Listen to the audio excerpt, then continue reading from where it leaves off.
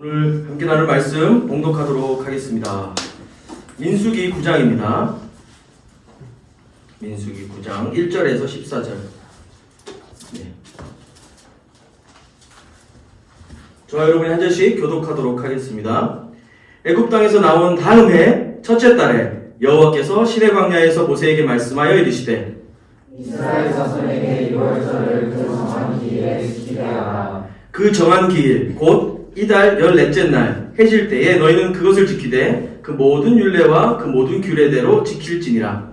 모세가 이스라엘 자손에게 명령하여 유월절을 지키라 하매 그들이 첫째 달 14째 날 해질 때에 시내 광야에서 유월절을 지켰을 때 이스라엘 자손이 여호와께서 모세에게 명령하신 것을 다 따라 행하였더라. 그때 사람의 시체로 말미암아 부정하게 되어서 유월절을 지킬 수 없는 사람들이 있었는데 그들이 그날에 모세와 아론 앞에 이르러 그에게 이르되 우리가 사람의 시체로 말미암아 부정하게 되었거니와 우리를 금지하여 이스라엘 자손과 함께 정한 기일에 여호와께 헌물을 드리지 못하게 하심은 어찌함이니까. 모세가 그들에게 이르되 기다리라. 여호와께서 너희에게 대하여 어떻게 명령하시는지 내가 들으리라. 여호와께서 모세에게 말씀하여 이르시되 이스라엘 자손에게 말하여 이르라. 너희나 너희 후손 중에 시체로 말미암아 부정하게 되든지 먼 여행 중에 있다 할지라도 다 여호와 앞에 마땅히 유월절을 지키되 둘째 달 14째 날 해질 때에 그것을 지켜서 어린 양의 무교병과 쓴 나물을 아울러 먹을 것이요 아침까지 그것을 조금도 남겨두지 말며 그 뼈를 하나도 꺾지 말아서 유월절 모든 율례대로 지킬 것이니라. 그러나 사람이 정결하기도 하고 여행 중에도 잊지 아니하면서 유월절을 지키지 아니하는 자는 그 백성 중에서 끊어지리니 이런 사람은 그 정한 기일에 여호와께 헌물을 드리지 아니하였은즉 그의 죄를 담당할지며 만일 타국인이 너희 중에 거류하여 여호와 앞에 유월절을 지키고자 하면 유월절 율례대로 그 규례를 따라서 행할지니 거류민에게나 본토인에게나 그 율례는 동일할 것이니라. 아멘. 오늘 우리에게 주신 하나님의 말씀입니다. 네, 자리에 앉으셔도 좋습니다. 국내 심리상담 기업 중에 한 군데에서 이제 상담을 좀 상담 중인 성인 내담자들을 상대로 이제 설문조사를 해봤습니다. 2023년도에 나름대로의 그 뉴이어 레졸루션 올해 새해 계획 1등 다이어트였습니다. 다이어트였고 35%, 2등 금연금주 20%, 그 다음 재테크가 13%, 비슷하게 취미활동 있었고요. 그 다음에 이직과 취업, 어학 자격증, 기타 9%, 7번째였습니다. 기타가 이게 어쿠스틱 기타 이런 건 아니겠죠? 고맙습니다. 이렇답니다. 네. 근데 작년에 2022년에 이제 그 사람들 해보니까요. 조사를 해보니까 직장 10명 중에 9명이 새해 계획을 세운대요. 9명이 계획을 세우는데 그 중에 7명이 3달 안에 포기한다고 하네요. 저 이 통계를 보고 3달이면 소극적인데? 대단하다. 의지가 약한 사람들 보고 우리가 작심삼일 이런 얘기 하잖아요. 그래서 365일이니까 작심삼일을 120번 정도 하면 1년 굉장히 새롭지 않을까? 뭐 그런 생각? 개인적으로는 합니다. 근데 그 작심삼일 해야 된다는 사실을 또 작심삼일 하기 때문에 그게 문제죠. 어쨌든. 근데 이 작심삼일에 대해서 나름대로 연구한 사람들이 있습니다. 이게 이제 뇌과학적인 관점에서 당연하다는 거예요. 사실 아무리 힘든 일이라도 한 3일 정도는 그 일을 시작하게 되면 이 뭐라 그러죠? 도파민 같은 호르몬들이 나와서 하고 싶어진대요. 근데 그게 72시간 정도 간다네요. 이렇게 생각하면 한 3일 정도 되죠. 그러니까 3일이 지나서 여러분 의지가 발현이 되는 거는 하나님의 창조 원리다. 이렇게 하면 안 되겠죠? 아니 근데 뭐 그렇게 얘기하면 그래서 이제 그 사람들은 이 뇌과학자들은 그래서 어떻게 극복할 것인지 이런 얘기를 하는데 네 뭐 하여튼 여러분 중에서도 그런 분들 좀 있지 않으실까요? 그래서 계획 세우는데 이제 딱 3주 지났잖아요. 2023년 시작한 지. 근데 뭐 세웠더라?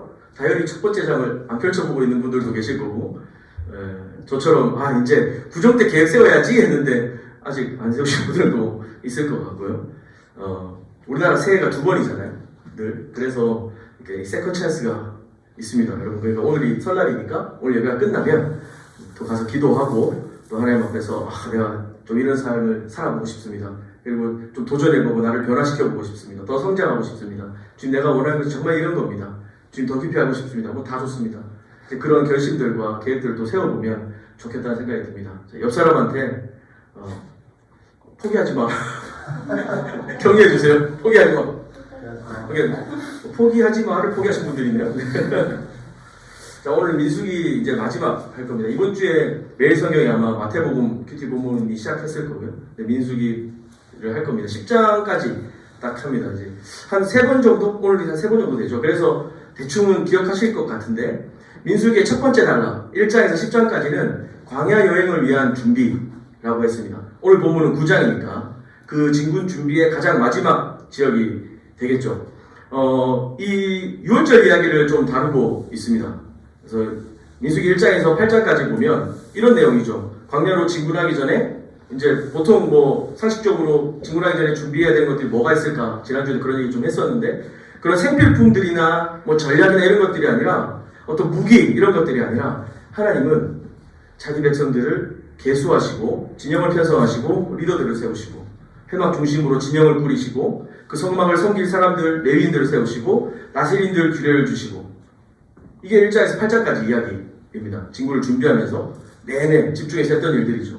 이걸 러프하게 딱 요약하면 한 가지로 딱 요약이 될 수 있는데, 너희들이 제사 의례를 위해서든지 윤리적으로든지 너희 삶 속에서 정결해라, 구별되고 거룩하여라 라고 명령하신 겁니다.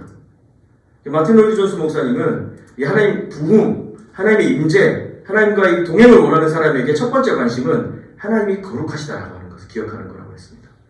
그래서 하나님이 거룩하신 것처럼 우리 자신도 거룩하게 되기를 원한다. 이런 관심이 있는 사람이야말로 하나님과의 임재를 원하는 사람이다 라는 거죠. 지난 2번의 설교에서도 얘기했었지만, 하나님은 이 광야에서 이 백성들과 함께 가실 수 있도록 이 백성들을 준비시키고 계십니다. 그러면서 이 9장에 6월절 얘기가 나오죠. 그러면 1장에서 8장까지 핵심적으로 키워드를 뽑으라고 한다면 거룩, 정결 이런 단어가 되는데, 그 이제 마지막 진군 준비의 가장 최종 단계에 갔을 때 6월절 얘기가 딱 나온다는 거죠. 그래서 우리는 6월절이 이런 거룩함, 정결, 구별됨, 그 뭔가 상관이 있겠구나 라고 생각할 수 있고, 1장에서 8장까지의 이런 규례들의 절정으로서 오늘 6월절을 다루고 있구나 라고 생각하면서 접근하면 좋겠습니다. 이게 이제 6월절 14만 4천도 좀 그렇고, 옛날에 14만 4천 하면 신천지 얘기 안 했는데 요즘은 14만 4천만 나오면 이러잖아요. 그리고 6월절도 사실은 성경에 있는 그 아브라함 종교라고 그러죠. 유대교, 뭐 기독교 이런 데서는 다 되게 제일 중요한 절기 중에 하나거든요. 6월절이 하나의 구원의 상징이잖아요. 근데 요즘 6월절만 얘기하기가 되게 민망해졌어요. 여기나 정시행 가면 주로 이제 그 한 중년 여성분들이신데 오셔갖고 그 어머니 하나님 대해서 들어보셨냐? 예? 우리 엄마 아닌데요? 그러면서 이제 6월절 얘기하고 이런 걸 하시거든요. 그래서 6월절 얘기가 조금 이상해요. 뭐 여러분은 상관없을 수도 있겠는데요. 오늘 특별히 민수기에서는 이 정결 규례의 끝에 강조하면서 6월절 얘기를 하고 있습니다. 4절, 오늘 보면 4절에 보면 모세가 이스라엘 자손에게 명령하여 6월절을 지키라 했습니다. 그들이 첫째 달 14째 날, 그러니까 종교 달력으로는 이렇습니다. 1월 14일 해질 때 6월절을 지켰다 라고 했어요. 이해되시죠? 요 달력을 좀 머릿속에 기억하셔야 됩니다. 이스라엘 자손이 여호와께서 모세에게 명령하신 것을 다 따라 행하였더라 했습니다. 1월 14일에 6월절을 지켰다고 합니다. 근데 이제 11절, 오늘 보면 11절에 가면 이렇게 되어 있습니다. 둘째 날 14째 날 해질 때에 그것을 지켜서, 이것도 종교달력으로 바꾸면 2월 14일 해질 때에 그것을 지켜서 어린 양의 무교병과 쓴 나무를 아울러 먹을 것이요 남겨두지 말고 6월절 율례대로 다 지켜라. 그러니까 6월 14일에 6월절을 한 번 더 지키라고 명령하고 계시죠. 아니 목사님, 6월절이 그렇게 중요하다면서 오늘 이 정결 규례와 광야 진구를 위한 절정이라고 하면서 이게 뭐예요? 자주 있네요. 한 달에 한 번씩 있네요. 이게 뭐죠? 저도 사실 이 두 번째 6월절에 대한 이야기는 이게 큐티 나와서 처음 알았습니다. 몰랐어요. 이런 게 있다고? 여러분 알았어요? 왜 다 알았다는 표정이죠? 저도 처음 알았어요. 너무 부끄럽지만. 예. 근데 다 이유가 있더라고요. 6절에 보면 그때 사람의 시체로 말미암아 부정하게 되어서 6월절을 지킬 수 없는 사람들이 있었다. 그래요.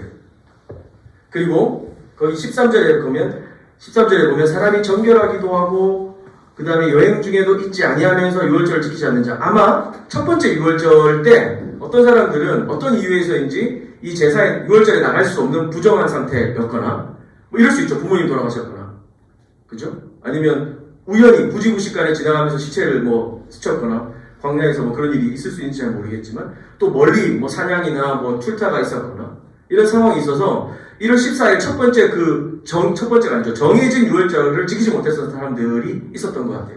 그들이 하나님, 그 모세에게 요구했고, 모세가 하나님께 아뢰었을 때 하나님이 두 번째 유월절을 지금 여기서 허락하고 계시는 거죠. 그들에게 주어진 두 번째 유월절입니다. 민수기 1장 1절인데요. 자주 보죠. 1장 1절. 보면, 이스라엘 자손이 애굽 땅에서 나온 후 둘째 해, 둘째 달, 첫째 날에. 무슨 말입니까? 둘째 해 2월 1일이죠. 지금 민수기는 시작하면서 사실은 배경 자체가 2월이에요. 지금 그럼 9장에서 얘기할 때는 그 첫 번째 2월절 이미 지나간 겁니다. 이해되시죠? 시간상으로 이렇습니다. 자, 민수기가 지금 시작하고 1장부터 10장까지 광야 진군을 준비하고 있는 중인데요. 처음 시작할 때 2월 1일이었어요. 그 다음에 여기서 6월절을 중간에 14일날, 2월 14일날 지키게 하고요. 그리고 일주일 딱 지나서 일주일도 안 됩니다. 한 5일 정도 지나고 나면 10장 오늘 본문은 아니지만 10장 11절 12절에 보면 둘째 달 스무날에 2월 20일이죠. 구름이 성막에서 떠오르네. 이스라엘 자손이 시내 광야에서 출발하여 자기 길을 가더니 바람 광야에 구름이 몸을 뭐 어려운 말 같지만 진군을 시작한 겁니다. 자, 3주 동안 길게 설교를 했지만 결국 20일 정도간 있었던 일이었어요.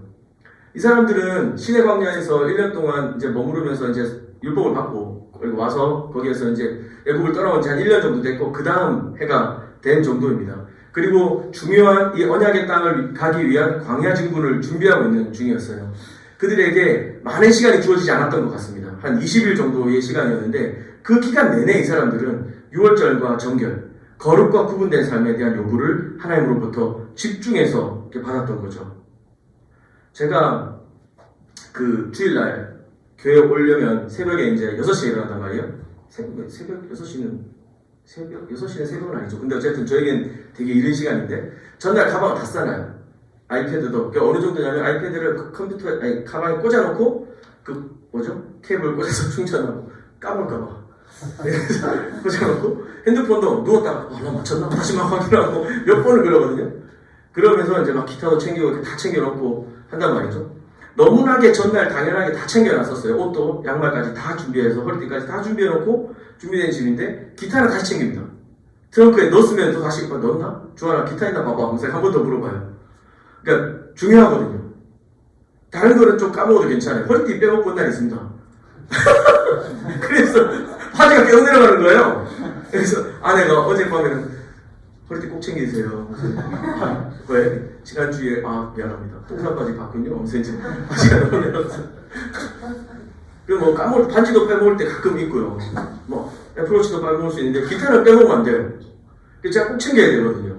그래서 다시 막 확인한단 말이에요. 준비가 다 됐다고 싶어도 하나님이 지금 다 준비가 됐습니다. 라시링 교회까지 다 끝냈는데 이제 출발하면 됩니다. 출발하면 되는데 잠깐만요.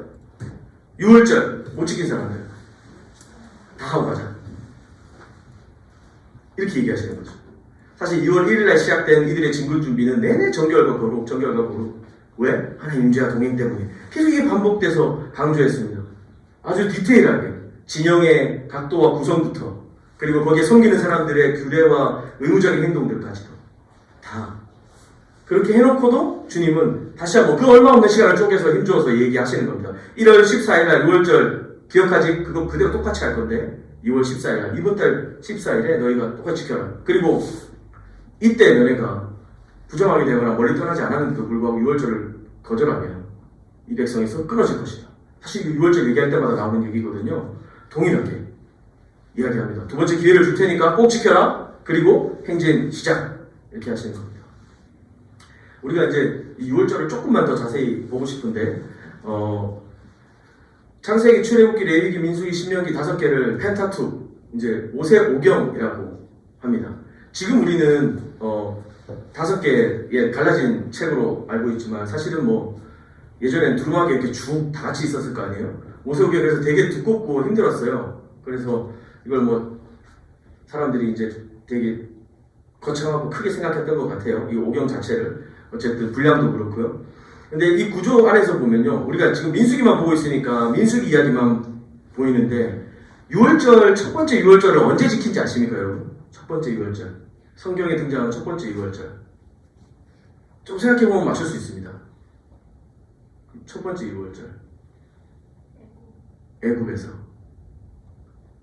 애굽에서 출애굽하기 전날 저녁에 마지막 10번째 재앙을 주시면서, 그죠?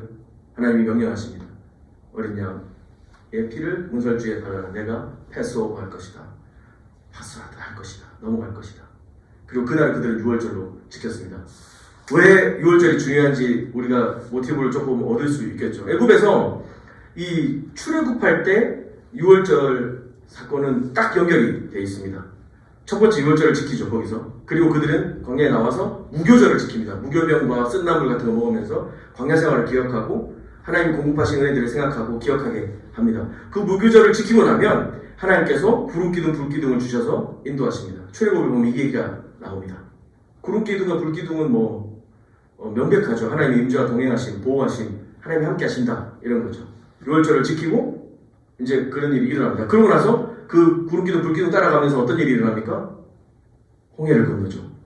그리고 시내산으로 갑니다. 그 시내산 가는 길에 모세 장인을 만나고요. 시내산에서 장막을 칩니다. 이게 출애굽에 있는 사건, 출애굽 사건과 6월절 이야기거든요. 민수기에 보면 9장 1절에서 14절 보면 두 번째 6월절 얘기를 하잖아요. 1월 14일날 6월절을 지켰지만 2월에 한 번 더 다시 지켜라. 이렇게 얘기를 하십니다. 율법을 갱신하시는 거죠. 하나님 6월절 명령을 그날 주십니다. 9장 15절에 보면 성막을 세운 날에 구름이 성막꽃 증거의 장막을 덮었고 저녁이 되면 성막 위에 불모양 같은 것이 나타나 아침까지 이르렀을 때, 와우!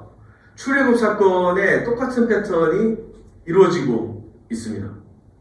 그리고 그 구름기둥, 불기둥을 따라 이제 이 사람들이 이제 움직이고 광야로 나가는데 가다 보면 모세의 장인이 또 방문합니다. 일부러 이 모세는 이 오경을 쓰면서 우리에게 그 흔적을 남기고 있는 겁니다. 6월절을 어떻게 기념하고 기억해야 될지를 또 보여주는 거죠. 그리고 이들은 이제 광야를, 시내산을 이제 떠나서, 그 전에 시내산으로 왔잖아요. 이제 시내산을 떠나서 행진을 하기 시작합니다. 근데 이 사건은 단순히 출애굽했다는 옛날 과거의 어떤 역사의 한 자락이 아니라 하나님이 우리를 어떻게 구원하셨고 구원하신 하나님의 그 인도하심과 그 능력이 어떠하신 것인지를 보여줍니다. 그리고 그 사건을 기억하고 기념하는 자들에게 하나님의 백성이라는, 하나님의 자녀라고 하는 그 신분을 주시는 거거든요. 그러니까 6월절은 이스라엘 사람들, 언약 백성들의 정체성과 아주 깊이 연결되어 있습니다. 애굽에 종살이를 했어요. 오랫동안, 400년 동안. 그리고 그들을 하나님이 구원하셨습니다. 근데 구원하셨을 뿐만 아니라 이스라엘이라는 국가로 빚어가시고 언약 백성이라는 정체성, 하나님의 언약과 말씀을 주시면서, 율법을 주시면서 그 정체성을 이루게 하십니다. 이것은 하나님의 이 구원 역사로 말미암아 일어난 일이고 그것을 기억하도록 주신 날이 6월절이었던 거죠. 그리고 원래 이 당시의 사람들은 농경 달력을 썼었습니다. 근데 농경 달력 7월달이 출애굽하던 달이었거든요. 근데 하나님은 출애굽하면서 6월절 때 달을 바꿔버립니다. 너희는 이제 이 날을 첫 달이라고 해라. 그만큼 하나님은 이 영적인 그 새로운 탄생, 하나님 나라 백성의 새로운 출발들을 중요하게 여기시고 6월절을 주고 이 6월절 지키지 않는 자는 백성이 끊어질 것이다 라고 하신 거죠. 이런 패턴들은 구약에만 반복되는 게 아니고 신약에 와서도 반복이 됩니다. 특별히 누가복음을 여러분이 보시면 누가복음에서는 예수님을 이 새 출애굽을 이끌어내는 메시아로 그리고 있어요. 그래서 이 땅의 모든 하나님 나라 백성들과 함께 이 출애굽과 이 6월절 패턴들로 인해서 하나님의 구원 사역이 어떤 모습인지, 그 은혜는 어떠한 것인지를 삶에 적용하도록 사실 누가복음은 또 그 그림을 이어가고 있습니다. 자, 우리의 어떤 신앙 여정이 있어요, 여러분. 어떤 이 영적인 신앙 여정이 있습니다. 바로 광야와 같은 세상을 걸어가게 되는 것일 수 있습니다.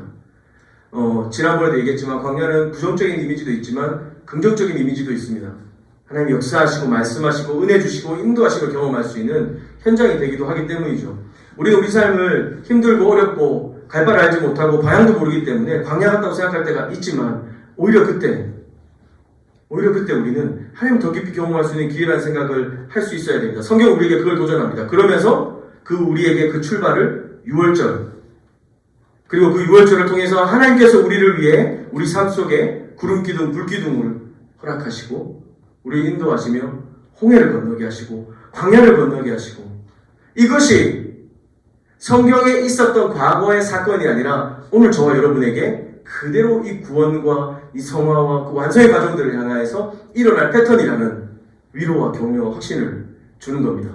그래서 오늘 이 정결 규례 맨 마지막에 광야 진군을 떠나기 직전에 하나님은 유월절 꼭 지켜야 돼 라고 얘기를 하시는 거죠.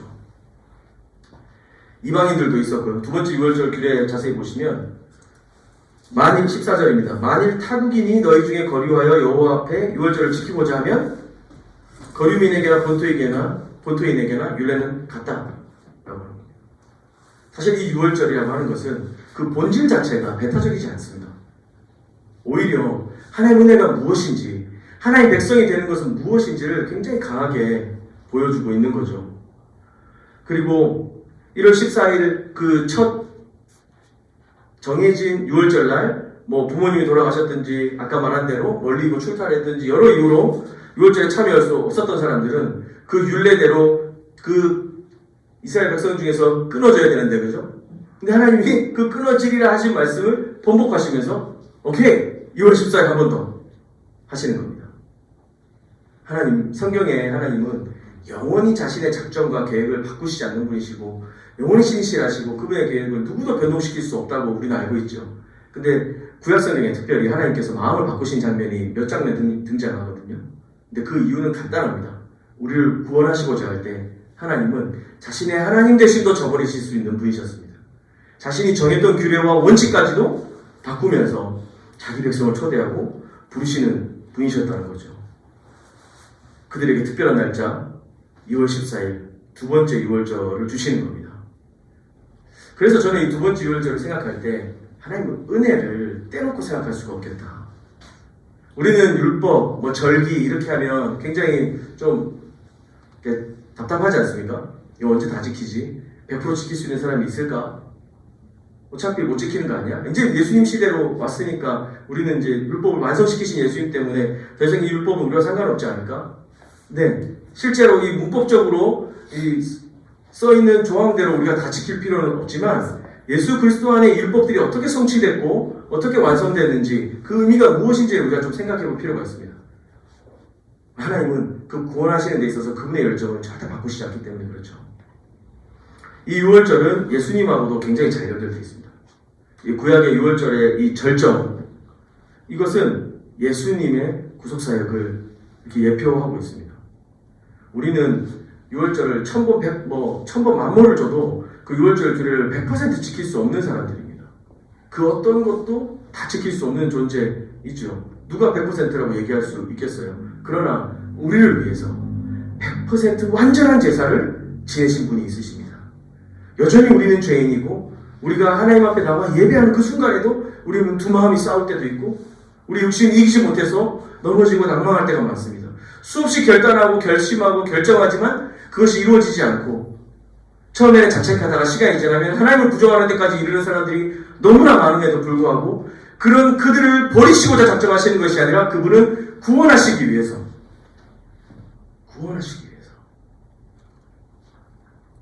우리를 찾아오시고 우리에게 다가오시는 그 주님이 계신데요. 그 예수님은 이 땅에 그 누구도 완벽한 100% 유월절 제사를 이뤄낼 수 없지만 그 예수님은요. 단 한 번의 제사, 친히 하나님의 대제사장이 되셔서 육신의 그 아론의 반차를 쫓은 제사장이 아니라 하나님이 지정하여 부르신 멜기세덱의 제사장으로서 그리고 스스로를 죄 많은 육신이 아니라 흠도 없으시고 점도 없으시며 거룩하시고 완전하신 하나님이신 자신을 우리에게 희생제물로 어린 양으로 유월절 어린 양으로 내어주심으로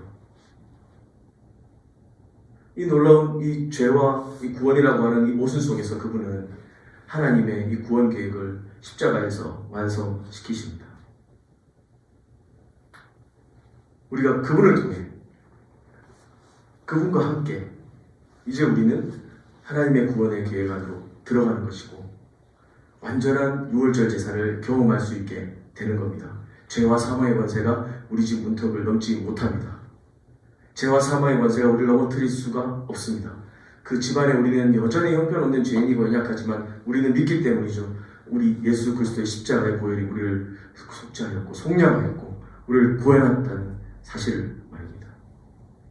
사실 예수님이 그 성전 척결 사건을 성경 막 청소하시고 이런 장면 기억하시죠? 그리고 십자가 지시고 이걸 보면 민수기 패턴하고 연결됩니다. 그 진영을 정결하게 하고 유월절 제사를 지내고 진군하시는 것처럼. 그렇다면 이제 우리가 갈 길은 예수 그리스도께서 그 유월절 제사를 완벽하게 이루셨다면 이제 우리는 그분과 연합되어서 우리의 광야의 길을 그 예수님과 함께 우리의 인생과 우리의 신앙의 여정을 그 예수님과 더불어 그분이 기뻐하시는 그 자리로 그 은혜의 자리로 갈 수 있는 겁니다. 오늘 말씀 설교 시작하면서 얘기했었는데 여러분 제가 뭐 여러분 무시해서 하는 얘기가 아니라 다시 한번 우리 마음에 다시 한번 우리가 스스로를 좀 격려하고 힘을 냈으면 좋겠습니다. 하나님 우리에게 두 번째 기회를 주시기를 기뻐하시는 분이십니다. 하나님은 우리가 무너져도 다시 일어날 수 있도록 인내하시고 기다리시며 은혜 주시는 분이십니다. 우리가 할 수 있는 것은 그 은혜 자리로 나오는 것이죠. 포기하지 않고 우리가 그분과 함께 이 광야의 길을 걸어간다는 사실들을 꼭 기억하십시오. 여러분 마음이 냉랭하십니까? 바쁘고 막 분주하세요? 새해 세웠던 계획이 막 벌써 가물가물하고 내가 뭐 그렇지 뭐 그냥 될 대로 되라지 MBTI P인데 내가 무슨 계획이야 뭐 그런 스스로 기준을 낮추고 물러서면서 그냥 사라지는 대로 사는 거지 뭐. 계획 세우면 계획 안 세우면 실패할 일도 없어. 그런데 우리가 그렇게 살다 보면 우리가 누구인지도 잃어버립니다. 우리의 삶의 본질, 하나님이 우리에게 다가오시는 그 본질도 잃어버립니다. 냉랭하고 식어버린 마음이 아니라 다시 힘을 내서 은혜 주시는 그분을 바라보며 믿음으로 그분 앞에 서는 담대함이 필요합니다. 우리가 해야 될 것은 정결과 그 구원의 은혜를 기억하는 것, 그 은혜로 말미암아 직무를 준비하는 것입니다. 주님이 우리에게 이 정결을 계속해서 요구하시는 결정적인 이유는 다시 처음으로 돌아옵니다. 하나님 우리와 함께 하시길 원하시기 때문입니다. 하나님이 우리와 함께 하기를 원하시기 때문에 우리에게 정결을 요구하십니다. 그리고 하나님은 우리가 성공하기를 원하십니다. 하나님은 우리가 그분과 함께 주님의 그 뜻을 이루어드리기를 기뻐하시는 분이십니다. 우리가 이 광야의 길을 걸어가는 데 있어서 그 이김의 유일한 전략과 계획과 무기와 힘은 그분께로부터 온다는 사실 때문입니다. 그렇기 때문에 주님은 우리와 함께 하고 싶으십니다. 주님 우리와 동행하고 싶으시고 우리에게 은혜 주고 싶으시고 우리와 함께 그 길을 걸어가기를 원하시는 분이십니다. 그래서 단 하나 거룩하고 정결한 영으로 내게 나와라. 거룩하게 나와라. 그거 하나 요청하시고 부탁하시는 겁니다. 여러분 올 한 해 하나님께서 여러분 삶을 정말 가장 최선으로 하나님의 최고의 수준으로 채워가실 것을 믿고 계속 기도하겠습니다. 힘을 내시고 여러분 삶 속에서 목사님 그렇게 말해도 현실은 녹록지 않아요. 맞습니다. 근데 여기서 우리가 그렇게 얘기하죠. 맨날 지는 얘기만 하고 실패한 얘기만 하고 절망한 얘기만 할 수 없지 않습니까?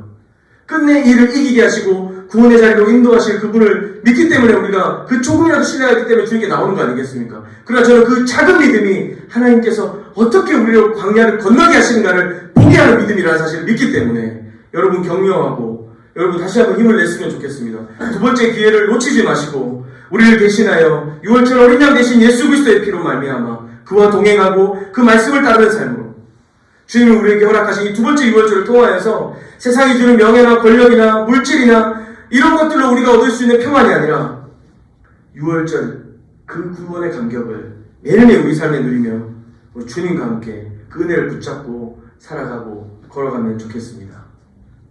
우리 같이 찬양하고 기도하도록 하겠습니다.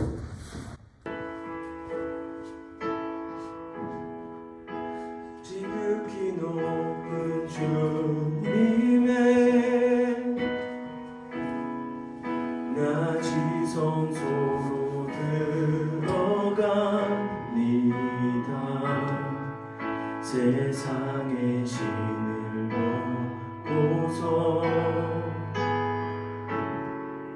주 보좌 앞에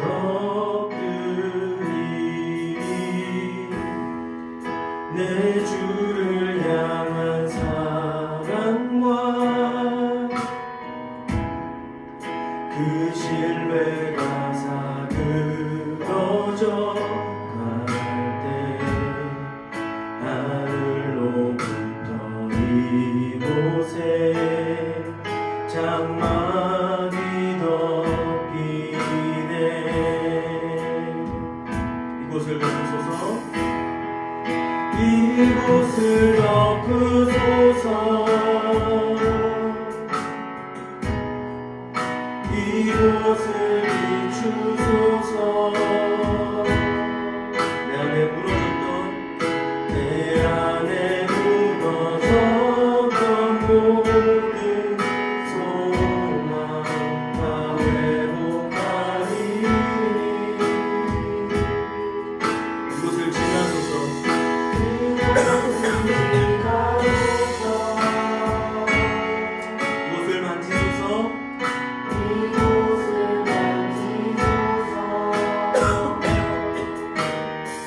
내 안에 죽어가는 모든 예배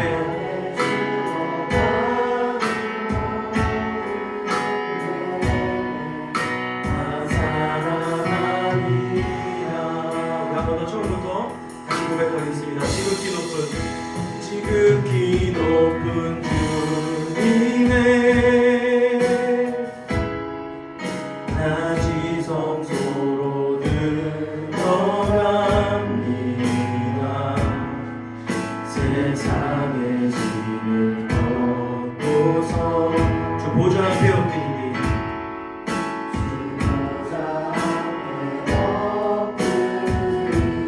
내 주를 향한 사랑과 내 주를 향한 사랑과 그 신뢰가 사그러져 갈 때 그 신뢰가 사그러져 갈 때 하늘로부터 이곳에 장막이 덮이네. 네, 이곳을 덮으소서.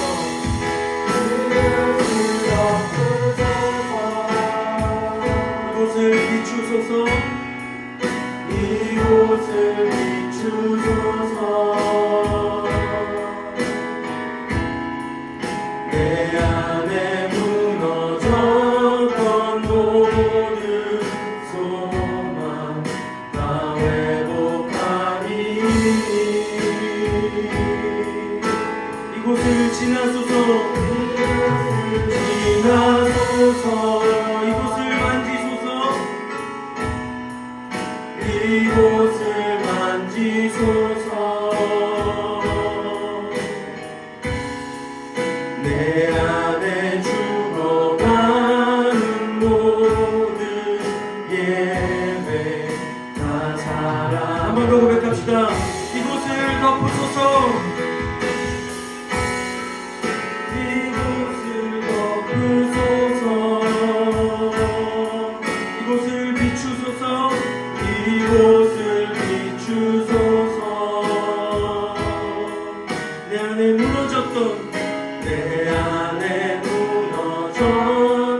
모든 소망 다 회복하리.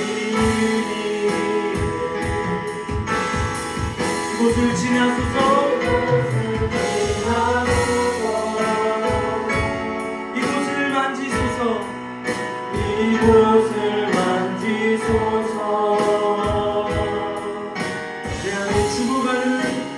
안에 죽어가는 모든 예배 다 살아나리라. 광야 진군을 앞두고 하나님은 우리에게 거룩과 정결을 요구하십니다. 왜냐하면 그것을 통해 하나님이 우리와 함께 하시고 우리 가운데 임재하시고 동행하시는 것이 우리에게 유일하게 유익하고 유일하게 필요한 것이기 때문에 그렇습니다.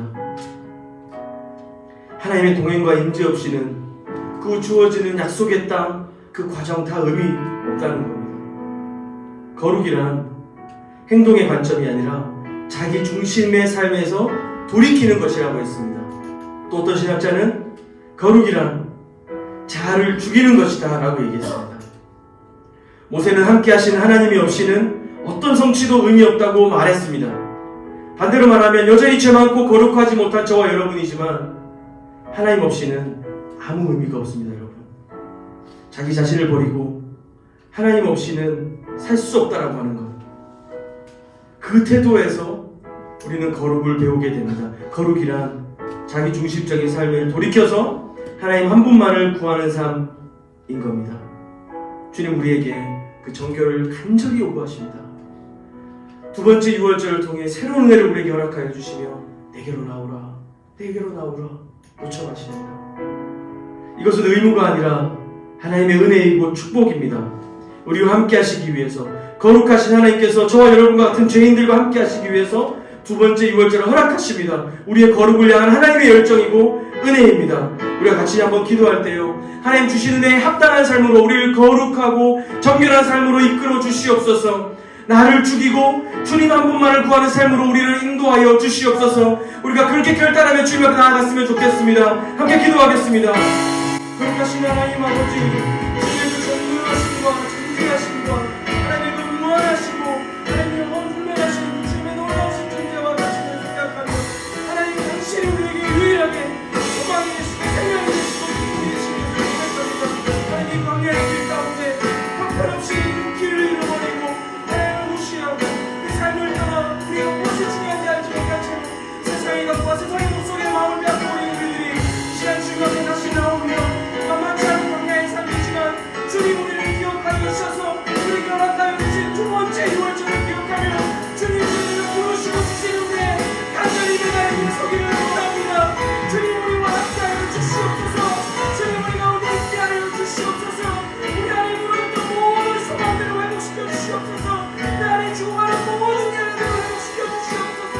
무너지고 깨어지고 만나는 나의 삶의 일상 속에 하나님 아버지 주님의 은혜가 역사하고 작동하여서 우리의 삶이 새로워질 뿐만 아니라 하나님 주님이 허락하여 주신 그 모든 훈련으로 주님 백성답게 세워지는 은혜가 우리 가운데 있게 하여 주시옵소서. 주님 거룩하고 싶습니다. 주님 여전히 죄하고 거룩한 우리이지만 주님 없이는 아무 의미가 없습니다. 우리 자신을 내려놓고 하나님 없이는 주님과 아무 의미가 없음을 고백합니다. 주님 나의 중심적인 삶, 내 삶의 내 욕망과 내 중심에서 내 삶을 끊어버리고 하나님 한 분만을 구하는 삶으로 나아가게 하여 주시고 성령님 이 시간에 오셔서 우리의 삶을 이끌어 주시옵소서. 주님 우리가 어려서 우리의 중심과 마음을 회복시켜 주시고 우리의 생각과 우리의 지혜와 우리의 갖고 주십시오. 주님을 사랑하고 주님 허락하신 그 가운데 내어진 삶이 될 수 있도록 주님 함께 해주시옵소서. 하나님 거룩한 예수 우리에게 구하여 주시고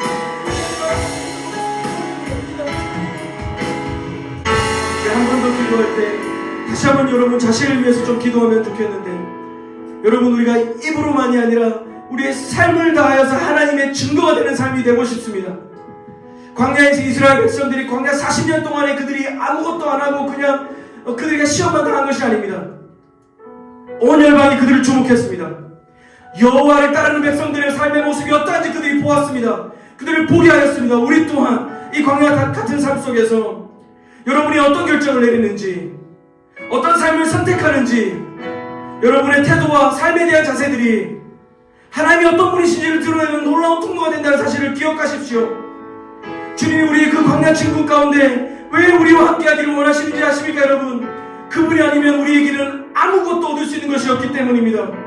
그분이 계신 여러분의 삶으로 여러분이 허락된 모든 가정과 삶과 직장과 학교와 이웃들과 모든 친구들 인간관계 사이에서 부름받은 모든 삶의 현장 가운데서 하나님의 증거가 되는 삶이 되도록, 하나님의 은혜의 증거가 되도록, 하나님이 그 세우신 돌베개와 같은 하나님의 은혜의 증거가 되도록 여러분의 삶을 축복하며 하나님이 은혜 주실 것을 기대하며 우리의 모든 계획과 우리의 모든 삶을 붙드시고 인도하시고 그 은혜의 성취 가운데 이끌어가실 주님을 바라보시면서 한 번 더 여러분의 삶과 한 해를 두고 주님 앞에 간구하며 기도하도록 하겠습니다. 기도하겠습니다. 하나님 아버지, 감사를 하나님 네가 그냥 이 공예의 삶을 우리가 함께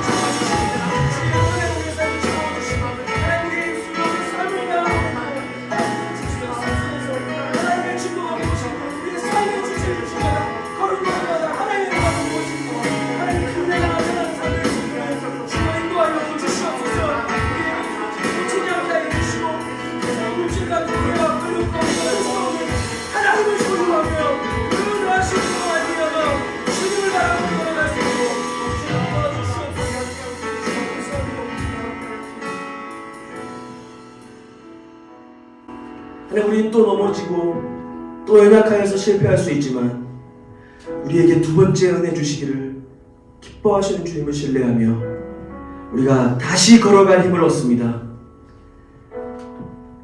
그 은혜를 붙잡고 매일매일 살아가며 또 올 한 해 주님이 채우시고 먹여주시고 이끄시고 인도하실 것을 믿음으로 바라봅니다. 우리 소마 공동체 안에 주님이 그 일들을 신실하게 행하여 주시옵소서. 모든 마음 가운데 찾아가 주셔서 하나님 주인 되어 주시옵소서. 주님의 다스림과 통치 가운데 그 삶으로 간증하며 부름받은 모든 곳에서 하나님 나라 백성답게 살아갈 수 있도록 주님 은혜 허락하여 주시옵소서. 사랑하고 감사합니다. 주님 예수님의 이름으로 기도합니다. 아멘. 우리 함께 자리에 일어나서 결단의 찬양을 나누겠습니다.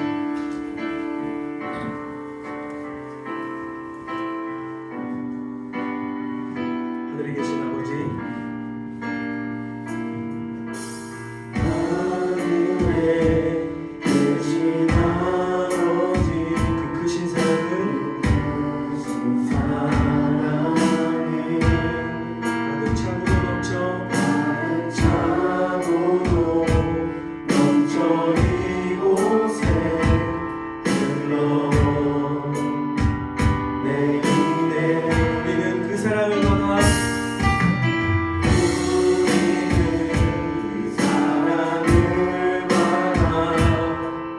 조심스레 이어가네.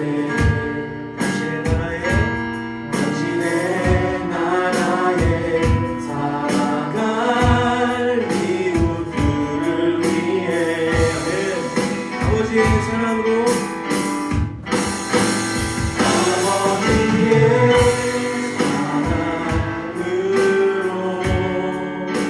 이곳에서 사랑을 이어가네. 어딘가에서 부딪히고 또 다른 곳에서 넘어져도 아버지의 사랑으로 우린 한 번 더 일어서네.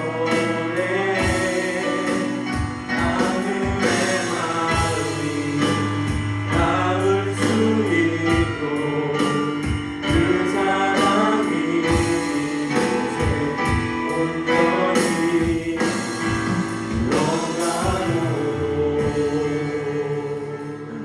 축도하겠습니다.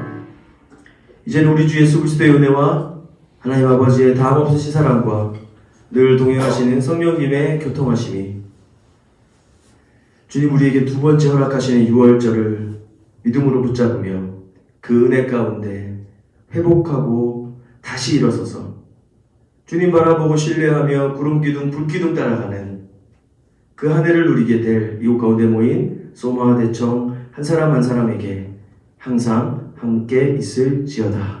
아멘.